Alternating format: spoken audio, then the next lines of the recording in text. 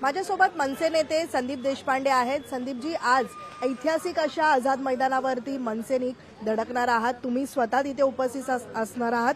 हा मोर्चा नेमका कशासाठी आहे आज तुम्ही पूर्ण तयारीशीत आम्हाला पाहायला मिळतायत। चला व्यवस्थेला प्रश्न विचारूया। खरं तर पालिका प्रशासनावरती मागच्या अनेक दिवसांपासून तुम्ही बोलत आहात, अनेक घटना मुंबईमध्ये घडल्या, त्याला धरून तुम्ही अनेक प्रश्न केलेले आहेत। आजचा मोर्चा कसा असणार आहे, काय नेमकी पार्श्वभूमी आहे? ज्या पद्धतीने सध्या देशाची परिस्थिती चालू आहे, व्यवस्थेमध्ये कोणीच कोणाला जबाबदार दिसत नाहीये।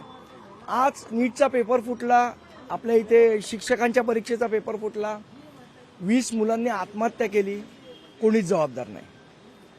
आज मुंबईमध्ये स्कूल बसवर एक झाड कोसळलं, अनेक मुलं जखमी झाली, एका चिमुरड्याचा जीव गेला, कोणीच जबाबदार नाही। एक माणूस चालता चालता गटारात पडतो, वाहून जातो, त्याचा मृत्यू होतो, कोणीच जबाबदार नाही। या सगळ्या बेजबाबदार व्यवस्थेला प्रश्न विचारण्यासाठी आजचा आझाद मैदानाचा मोर्चा आहे। पोलिसांनी परवानगी दिली आहे का खरं तर या आंदोलन? आम्हाला आझाद मैदानाची परवानगी आहे।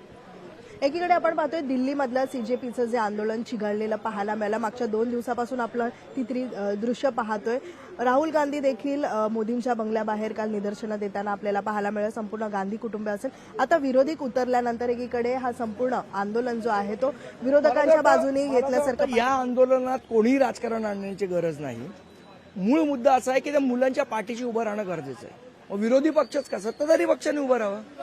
आपल्या घरी सुद्धा लहान मुलं चिडतात, आपल्यावर रागवतात, आपण काय काट्यांनी बदलत नाही ना घरी त्यांना। त्यांच्याशी बोलतो, त्यांचं दुःख ऐकून घेतो, त्यांच्याशी संवाद साधतो। तर वर्षानुवर्ष दर रविवारी आम्ही तुमच्या मन की बात ऐकतोय। त्या मुलांच्या मन की बात मोदी कधी ऐकणार, हा आमचा प्रश्न आहे।